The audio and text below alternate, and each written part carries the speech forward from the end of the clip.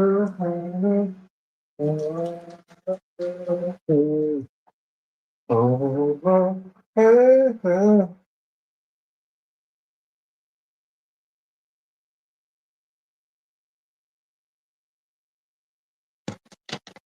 up? About to smoke some hybrid. LA Runts. LA Runts. LA Runts. LA Runts.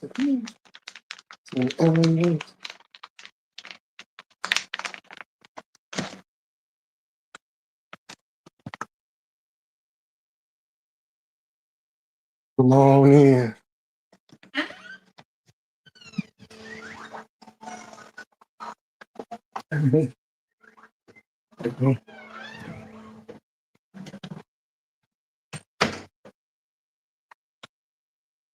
RB, what's up? What's going on?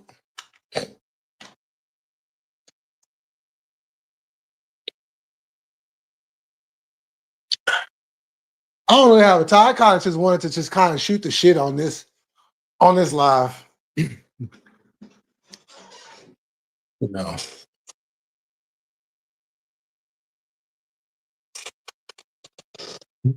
Muhammad, what's happening?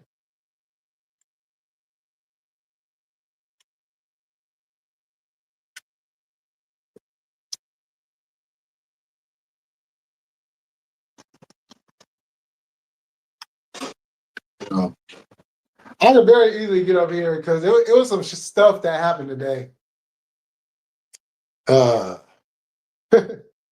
That's quite hilarious.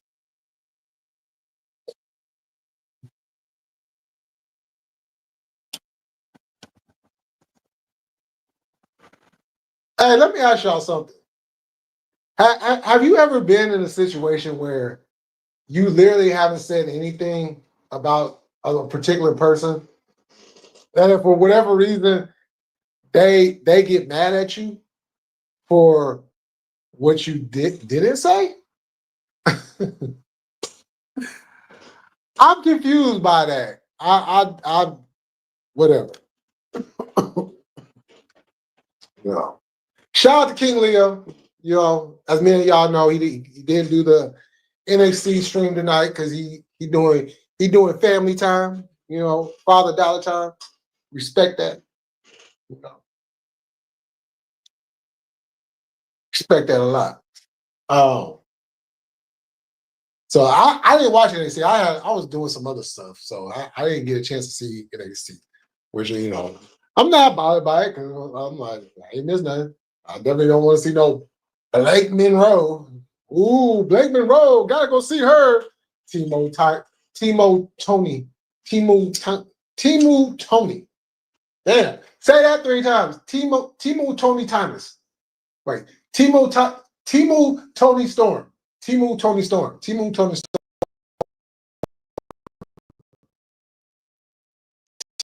Timo.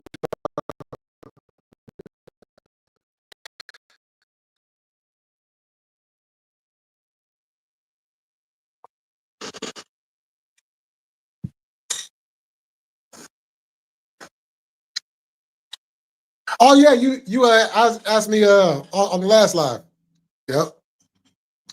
Just watching me go. Oh, okay.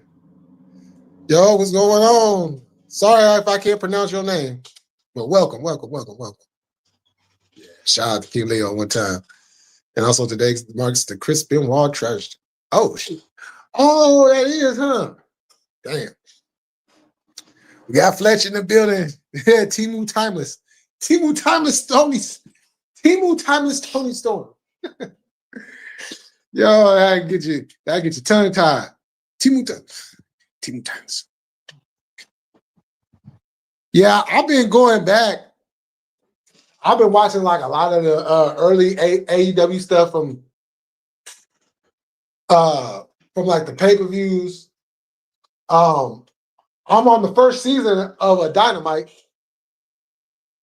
So cause I watched what was that? That was that was the New Year's episode of Dynamite when they was at Daly's place, and the first match was a rematch with Darby Allin against Cody Rhodes. Awesome match. That match was so dope. I forgot how dope both those matches were. So thank you, Tony Khan. Thank you, Max, for allowing us to be able to relive these great shows without having to pay anything to get them outside of the subscriptions. Because Triller, you could do it individually, or you could buy like the packs.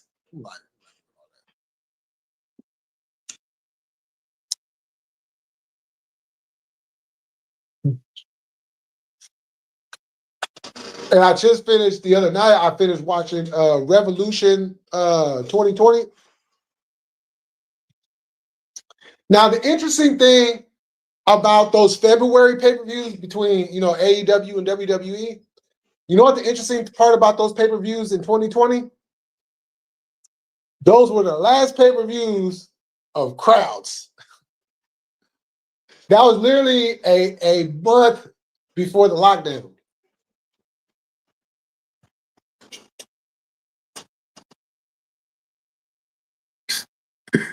Team Timeless.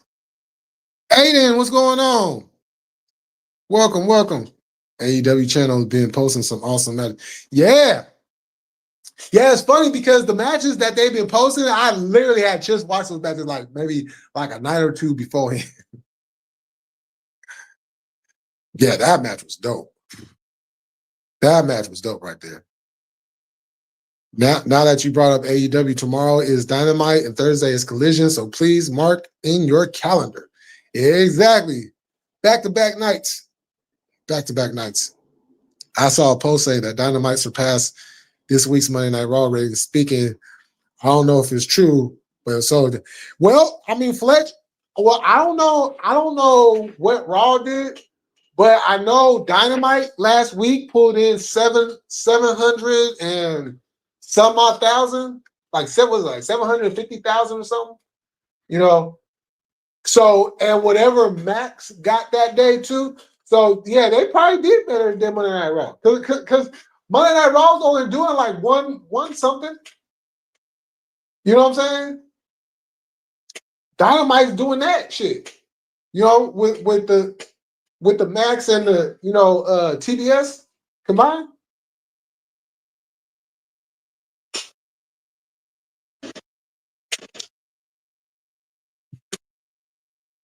But for some reason, AEW still isn't back though, right?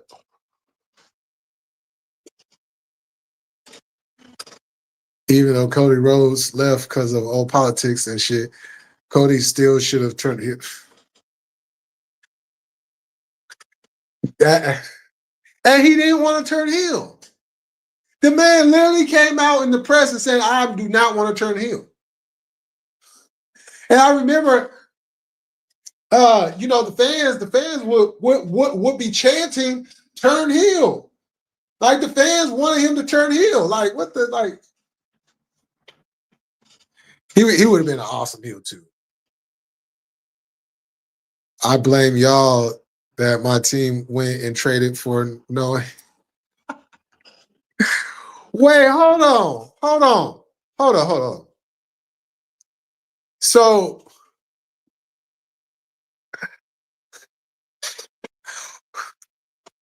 y'all got Jordan Poole? I mean, he does be loose with the hands though. But y'all got a shooter though. His problem is listening. But Jordan Poole, the player himself, Jordan Poole, oh boy, he just think he's Steph Curry too much. He needs to time out with all that. Absolute classic. That's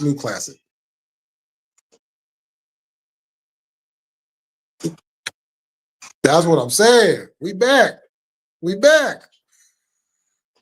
Actions in the building. What's going on, Actions? Cody's going to be the next. He's the one talking over creative when Levesque gets old like Vinny. And you know what, Fletch? You know what the interesting part about that is? The man was already a a vice president. He was already an executive vice president, so he has, worked in the management role before. So I could definitely see that. Wait, hold on. Are you trying to say that the Bullet Club is going to take over when the clique decides to step down? Oh shit! Oh, so y'all went younger at that position. Oh, okay. You know what? I ain't gonna lie. A Jordan and Zion combination could be deadly. That could be deadly. I ain't gonna lie. Jordan and Zion.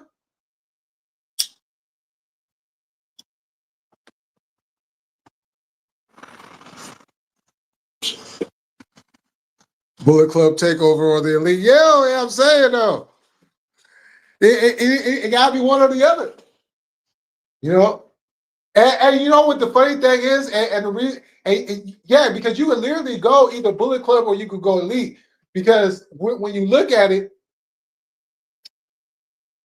Young Bucks and Kenny and them, they stay in AEW and then they end up like let's just say they end up taking over AEW and they run the whole thing, right? Then now you got Cody, you know what I'm saying? You got Cody running WWE, and then and then you got AJ. You got either AJ or you got Finn or you got a combination of the two. You know what I'm saying? Running in. Oh wait, hold on. No, you get AJ. AJ runs in NXT, right? And then you get Finn to run like Raw or SmackDown. And then get and then get Tama to run one or the other. I would put Tonga Loa in like a management position, but he'll probably just get hurt and botch that too. So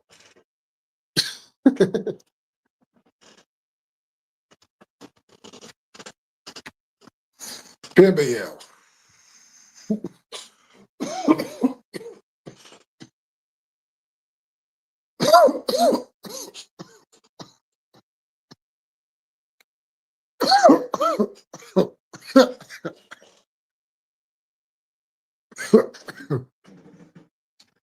Yo, Prince Devitt was he was so good. He was so good.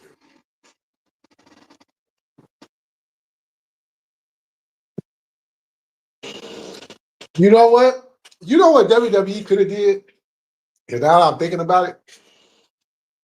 So you know how WWE likes to, like, if you get in and you start at NXT, you might be able to keep your name, right?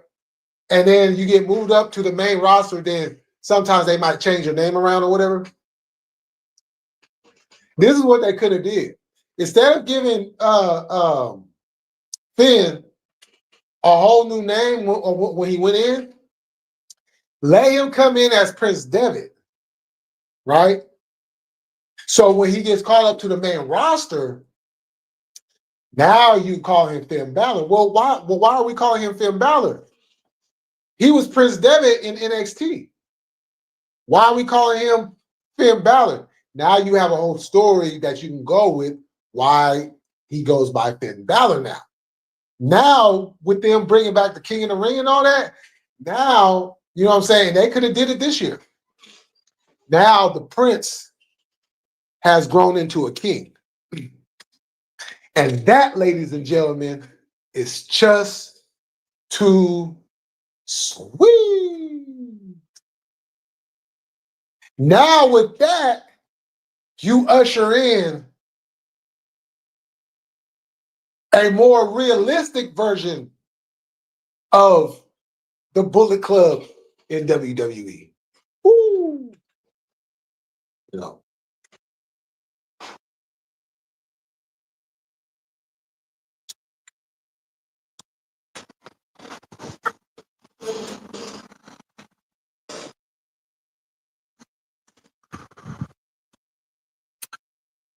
All my predictions.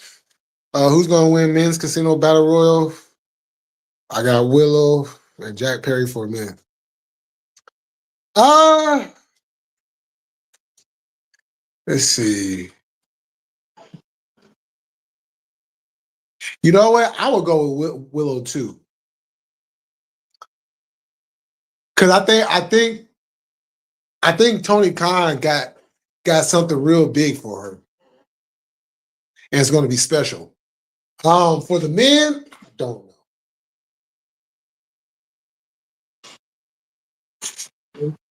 I don't know.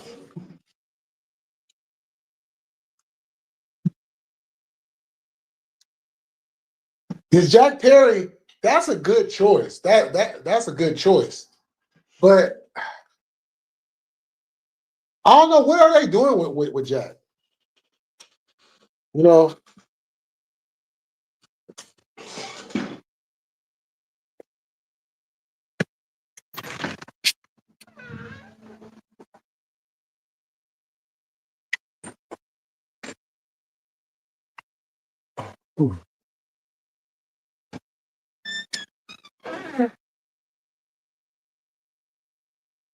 oh shit, they're doing all in casino battle royal.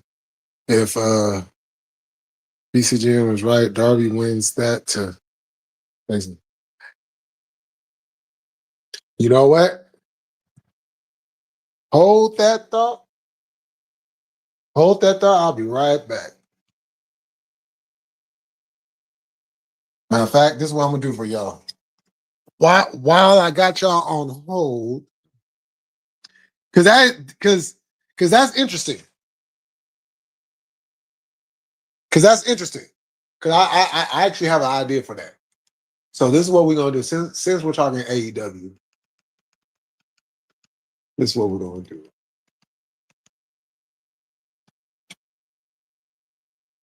This is what we're gonna do.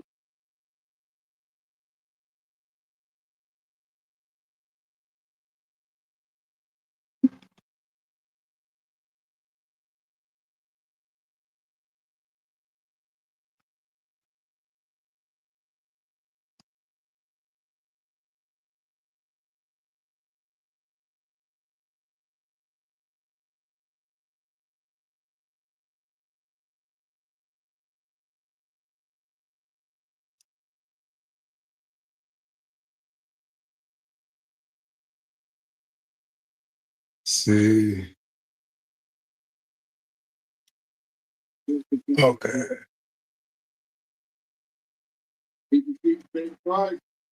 Now Kenny Omega tagging in. Team Hangman. Brandon Walker of their own.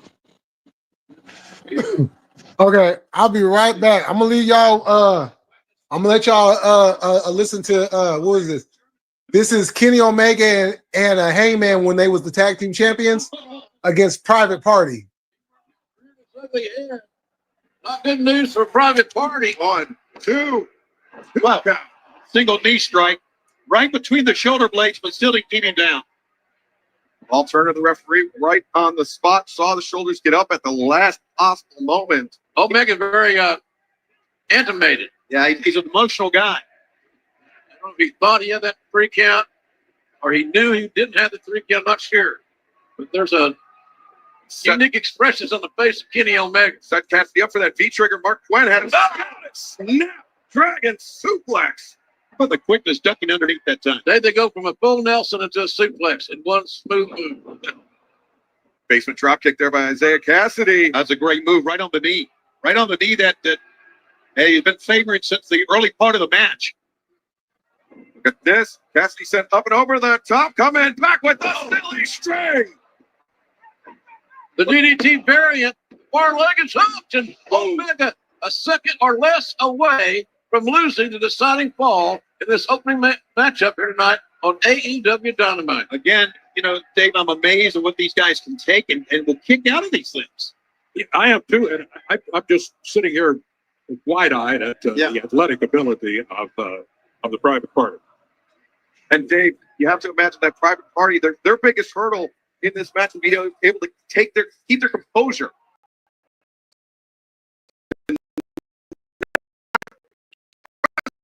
No.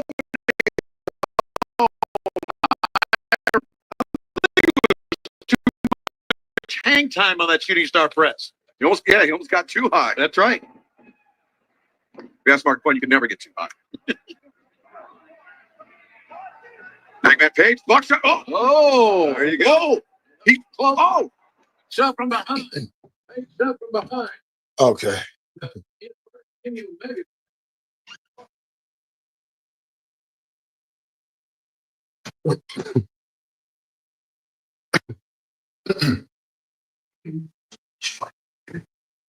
He gets the next thing. Ah, that's funny right there.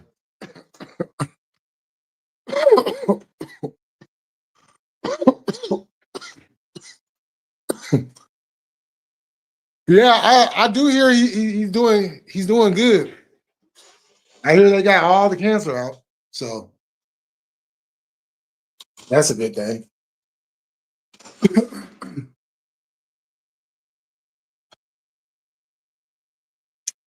But going back to what Fletch was saying.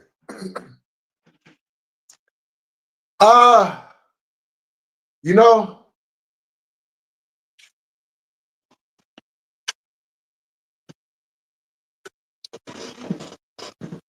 if that's the case, and Darby Allin comes back and wins it, Darby Allin is closing the show. Darby Allin is closing the show.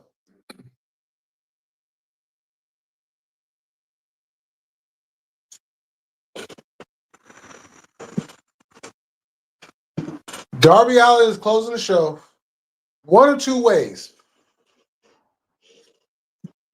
He can invoke his opportunity and make it a three-way, or Hangman and Mox does the match. Mox beats Hangman, and then Darby Allin comes out, cashes in. They go like a good 5 minutes or whatever with a bunch of shenanigans. So he comes in and cashes in, right? Cashes in, and then right before the ring bells, they'll do the jumping in. Death Riders beat up Darby Allin. You know what I'm saying? Then the referee tells them they got to go to the back. You can't be here at ringside, right? They have the match, right? Now, once again, we could go one or two ways. We could do Darby Allin clean pinning Jon Moxley.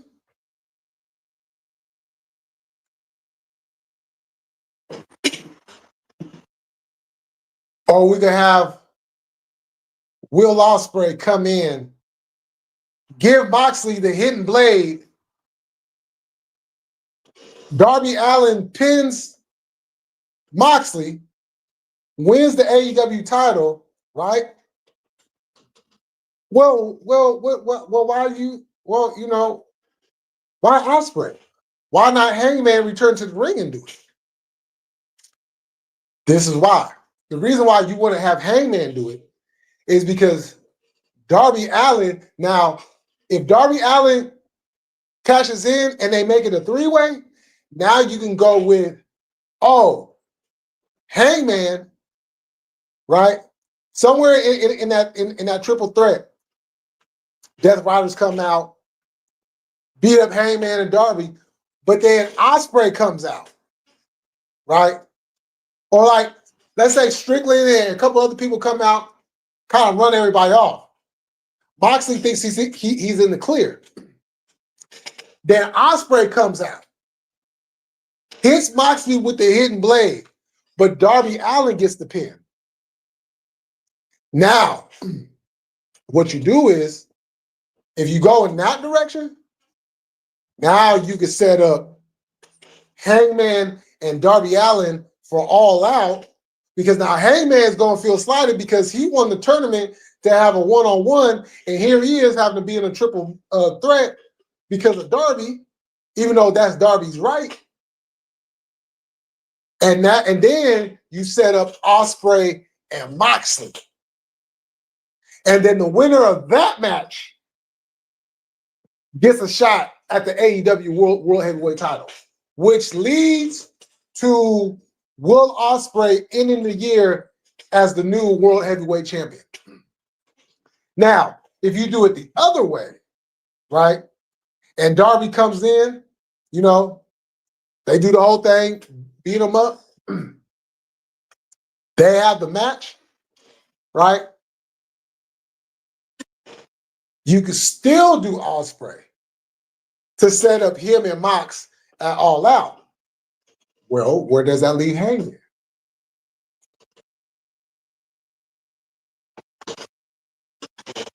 Where that leaves Hangman is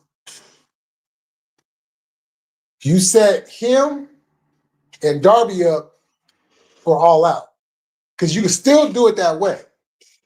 Because Hangman is going to feel slighted because the Death Riders came in and cost him the title. But he knows that Darby Allin is going to wrestle him. He's going to give him a fair shot.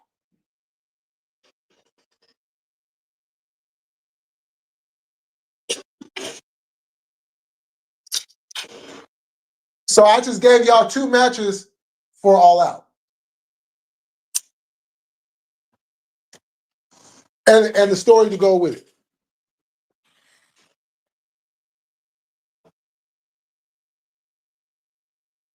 I think they will do like an Avengers Endgame.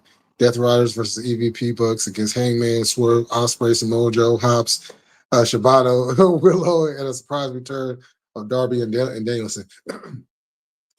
I want to see Danielson get involved at All In. Now that could be another interesting thing, you know, because if you put Danielson in a tag team scenario, that's fine because then he don't have to, you know, do a whole match. You could protect him real good in a tag team scenario. And then with Kingston taking out Gabe Kidd, Danielson, making Yuta finally turn on Moxley, Heyman takes the title and Danielson puts plastic back on. Yo, we're not gonna be satisfied until Danielson puts a plastic bag over one of their heads. Yeah. At the end.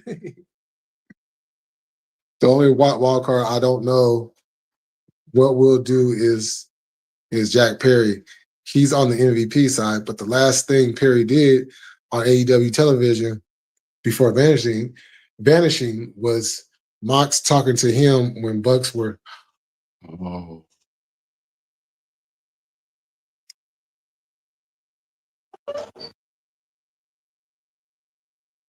Oh.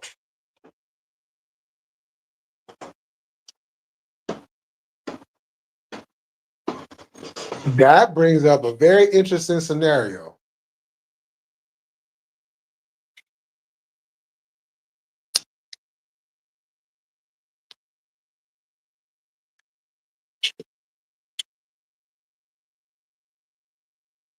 What if Jack Perry costs Jon Moxley the world title?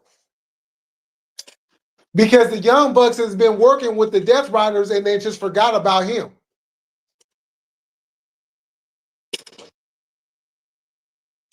Interesting.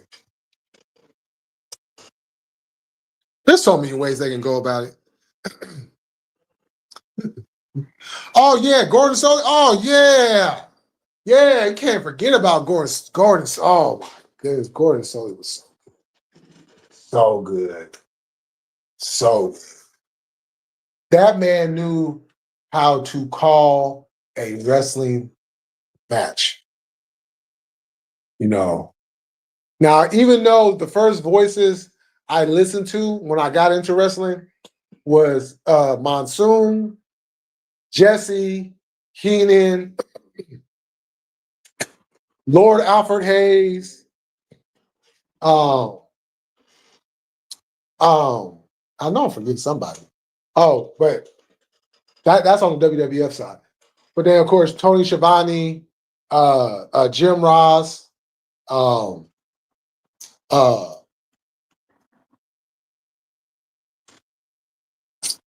other Crockett brother.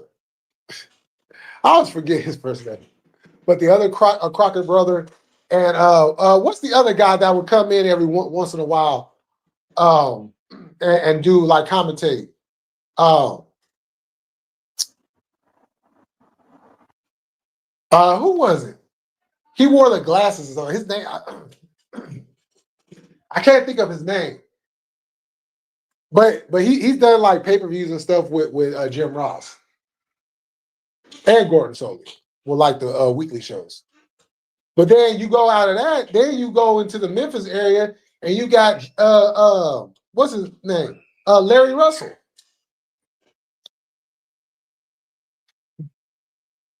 Larry Russell and what the black dude's name is? I always forget his name too. Udon Perry's still doing Danielson finisher.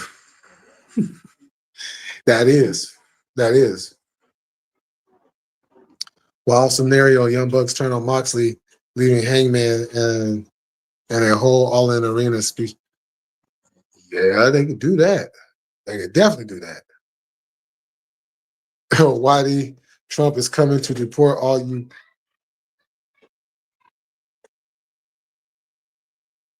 What the hell? First of all, why are you coming in here with that nonsense? Why are you coming in here with that nonsense? And then you bringing up Blue Collar's name, like have you not been paying attention? Obviously, you've not been paying attention. You know that your whole statement, your whole comment, just speaks of idiocy, uneducated, and just slow tartness.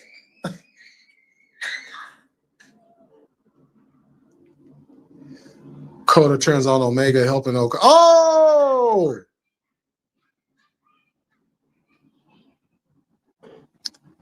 Yo, all in got hella stories. All in got hella stories. I forgot about that. Kota Ibushi.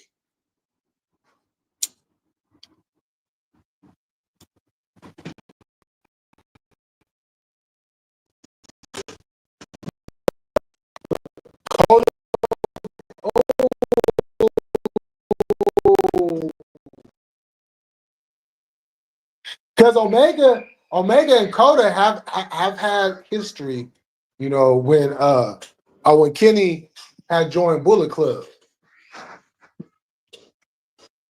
Interesting. It is.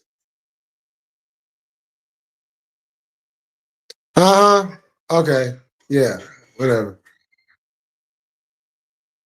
Yeah, Lance Russell. He used to commentate in Memphis in the CWA in the 80s.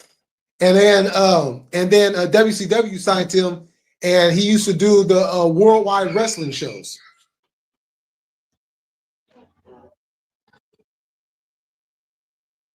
Yeah, exactly.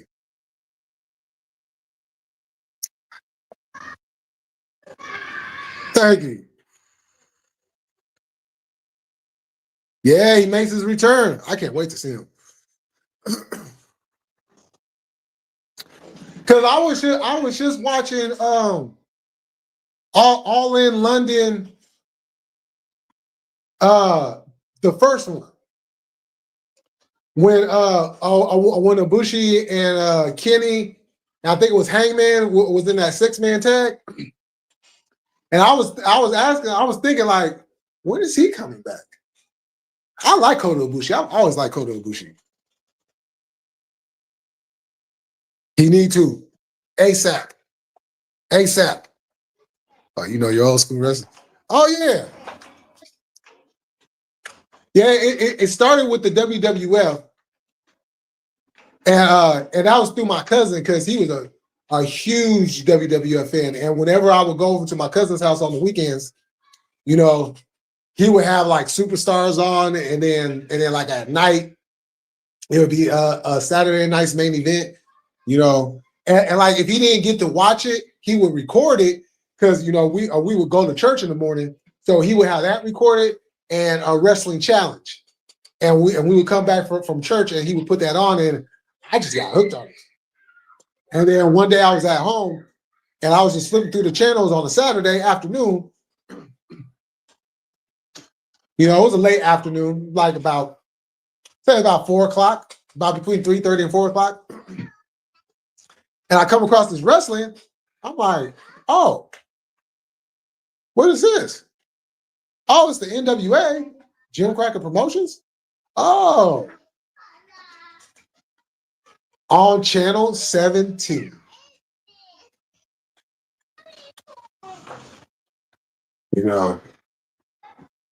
And then once again, it was an early Saturday afternoon on a Saturday. I'm flipping through the channels, and we had this. I don't know if the channel is still around, but we had this channel in the Bay Area called Coffee 20. They would show like a lot of old school stuff on there. They would show like Perry Mason and a lot of black and whites and Twilight Zone and all that. And then it was like an old school dance show, something like American Bandstand and Soul Train and all that. But it was like the oldies. A lot of doo-wops and a lot of oldie stuff. So it was around like 12, like between 12 and 1. And I see this other wrestling on there, and it's Memphis. I'm like, I like this. Just the look of it and everything, it just gravitated to me. I'm like, I like this. And then that led me into renting tapes and really just delving into the whole history of professional wrestling. So then after that, I started learning about different names, and eventually I started to get the tapes from like way back in the day. I'm talking about like Nature Boy Buddy Rogers and Gotch and all of them. Yeah, that didn't last too long because although I love professional wrestling, them rest holds back in the day, yeah, they be having a rest hold for like a good 20 minutes.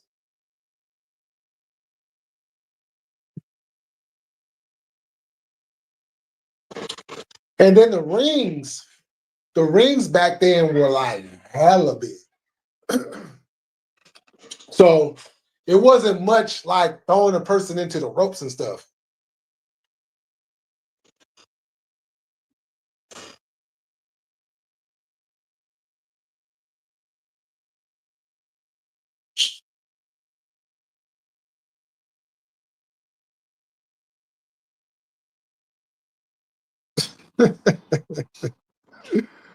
Oh, y'all are so funny. See, watching wrestling on Channel 17 as a kid was a hit and missed due to having to adjust those rap. Oh man, yo, hey, J Rob, man, over there just trying to like the picture coming in. Oh, you almost got just a little bit more to the left. Oh man, them were the days. Them were the days.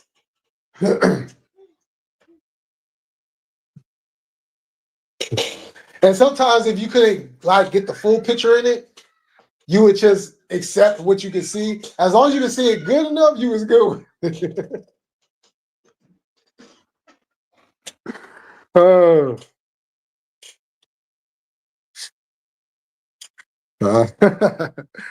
I was my dad's remote. Man, oh yeah. If you was a kid back in them days, yeah, you was the remote control. Hey, get over there, change the channel to go to the channel, go to channel 10, I believe in. You know what I'm saying? And they wouldn't know what channel they wanted to go on. And you'd be sitting there like, all right, can you make up your mind, please? Now you was thinking it, you didn't say it because if you said it, yeah, you might become part of that TV. So you just sitting there without trying to make a face about it either. But you were so annoyed because you just like, "Can you please just hurry up?"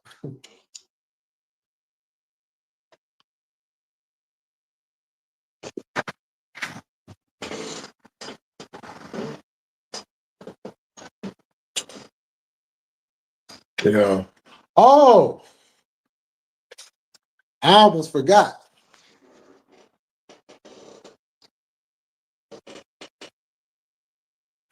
Glow Wrestling. Gorgeous ladies of professional wrestling. Every Saturday night.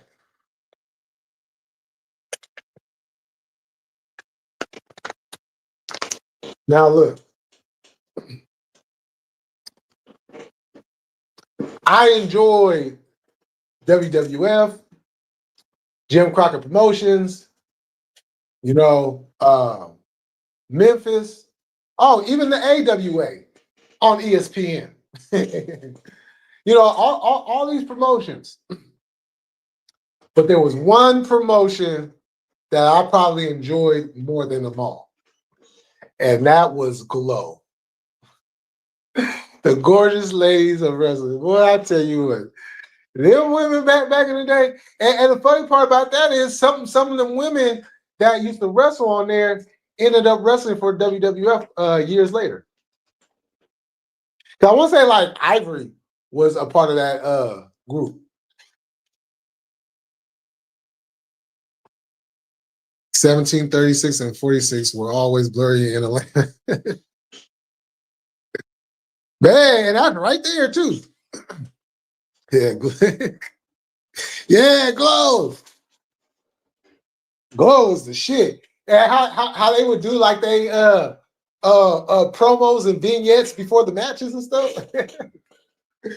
Oh man. And you know what the most important part about that whole time period was? There was no such thing as tribalism.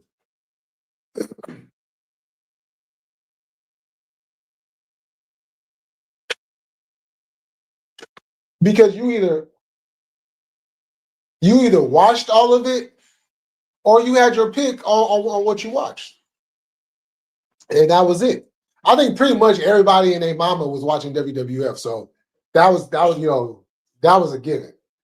But then, you had some people that would watch NWA, some people who didn't. Some people watched AWA, some people didn't. I watched it all. All of it. Oh, yeah, World Class.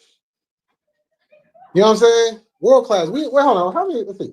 WWF, NWA, AWA, CWA, World Class, Glow.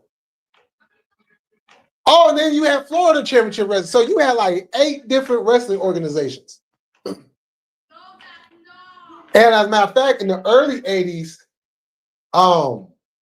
World Class,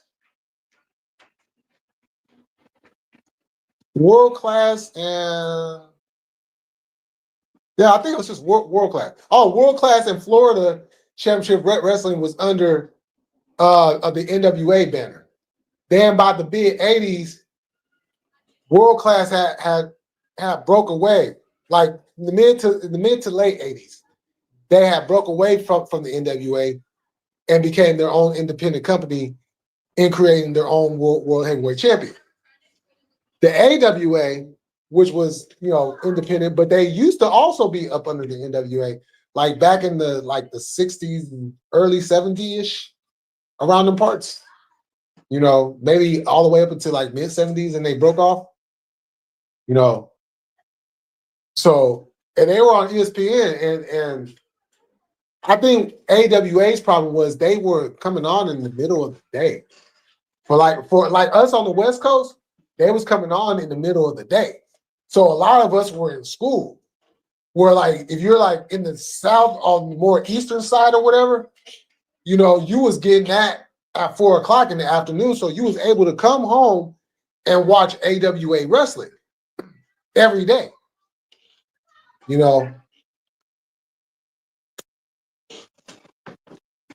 But Greg Gagne could not. He didn't want to get out of that old style. So, like, literally, the majority of his roster ended up signing with Vince. The Midnight Rockers, Kurt Hennig, Big Scott. Well, hold on, but Scott Hall, he actually went to WCW first.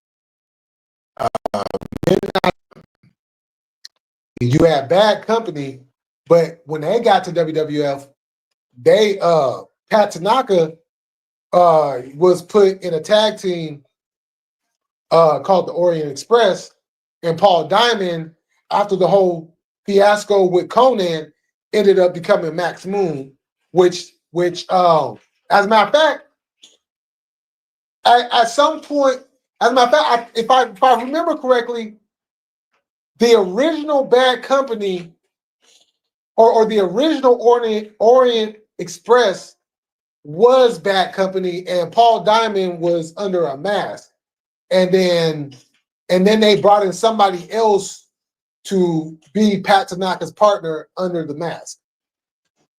That's what it was. See who else?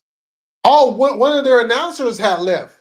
He was doing like their house shows that they would show on Primetime Wrestling. Ron Guard or something, whatever his name was. I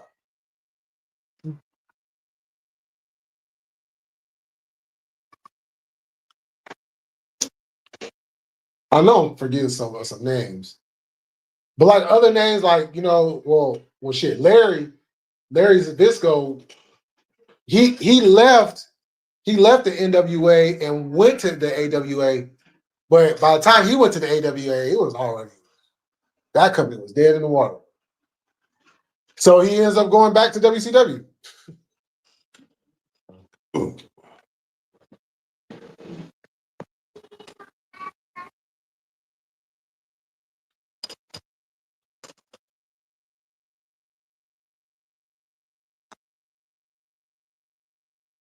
Yeah, that was around the time midget wrestling was big as. Oh, yep. Yeah, the little guys. Deep South Wrestling. Oh, yeah, Mid-South Wrestling. For those that was able to pick up Mid-South Wrestling, yeah, them too. So that's like 9 different promotions. Oh, yeah, the king of old school. Tommy Wildfire Rich, Tony Atlas, the Four Horsemen. Yeah.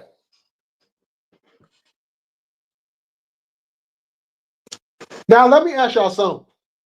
Which version of the Four Horsemen was y'all favorite?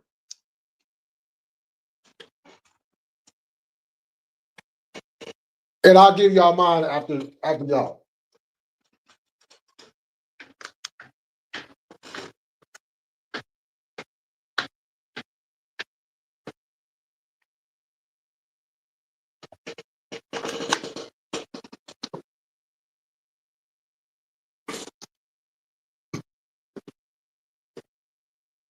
Oh, yeah, he does. He definitely does. But which version of the Four Horsemen was y'all favorite? And they have many different versions.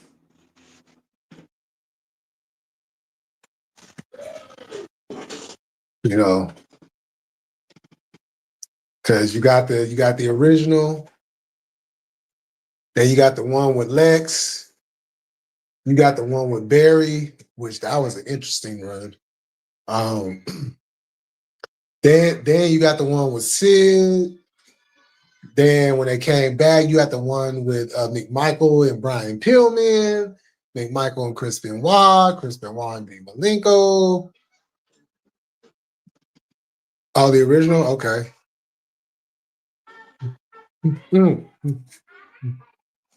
Okay, we got the 2. Okay. Now, mine is the one with Barry.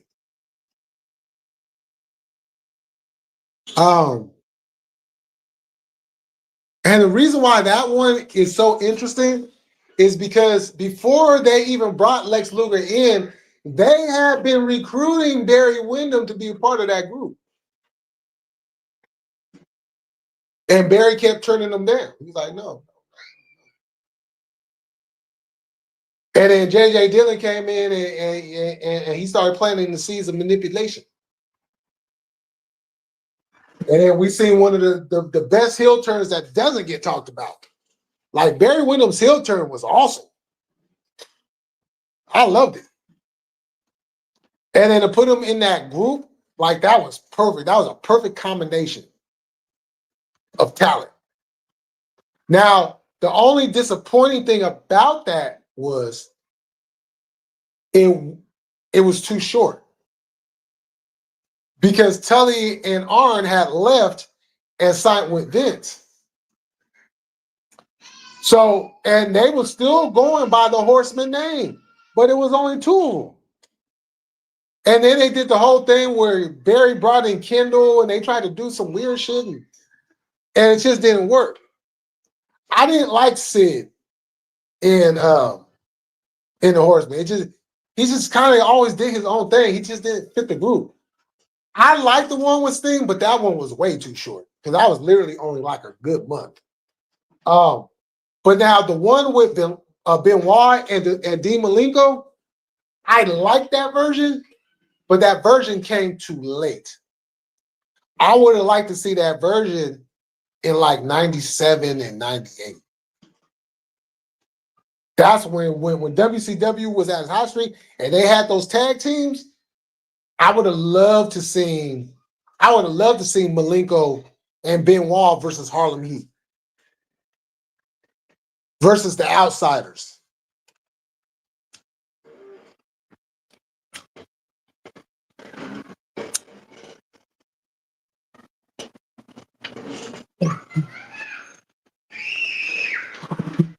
I didn't understand why Brian Pillman was part of the Horsemen. He didn't look like a horseman. You know? Oh, and Paul Roma. That was another version that it could have worked, but Paul Roma got his own thing going on. It's just, yeah.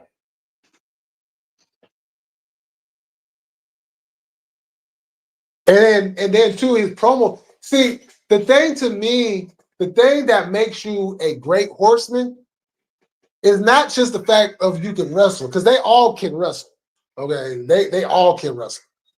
So that's not the issue. The issue is, can you talk on the mic? You know, and Paul Roma was never a good promo guy. Sid was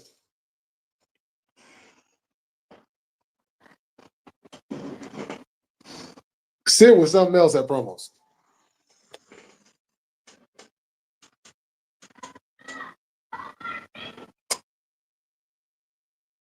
Oh yeah. Yeah, I like the originals too.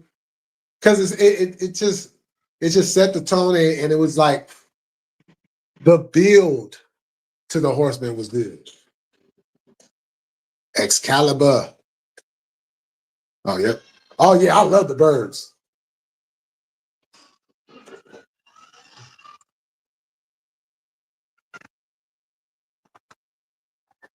Even though they had some questionable verbiage at times.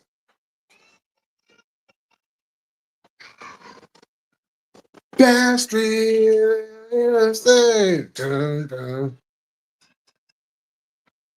Oh, yeah, Taz. Yeah, Taz was hard. You should set up interviews with old wrestlers. I would like to do that. And that's that's not a bad idea. But I would have to yeah.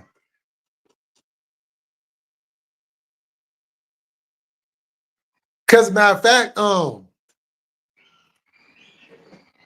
because I was trying to set up because now that you bring that up, he's not an old wrestler, But I was trying to set up an interview with Swerve. And that possibly could still happen. I just gotta, talk to the man that would be able to set all that up. Michael Hayes could talk some serious, man. Nah, he could. He could. Let me know, and I'm trying to help you get some. Oh, yeah. Oh, I appreciate that. Yeah, I would love to, because I got a lot of questions. I got a lot of questions, you know. Because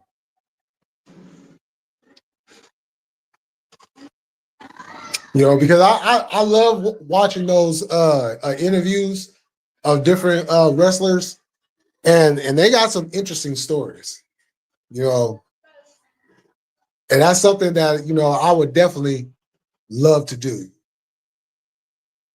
and the thing too about it is I appreciate that they be doing interviews with channels that aren't big channels. I appreciate that. So maybe I can get some love too. Yeah. But hey, y'all, I gotta jump off of here. But thank y'all for coming through. I appreciate that. Good. I love talking wrestling. We could do this all day, all night. But tomorrow, for all you AEW, all you what they call us, all us AEW freaks or whatever it is that they call us. But anybody that loves AEW and watches AEW, tomorrow, Wrestle Tati, that's where you will find me tomorrow. And then I will be going live after that. So until then, y'all enjoy y'all Tuesday night. Peace.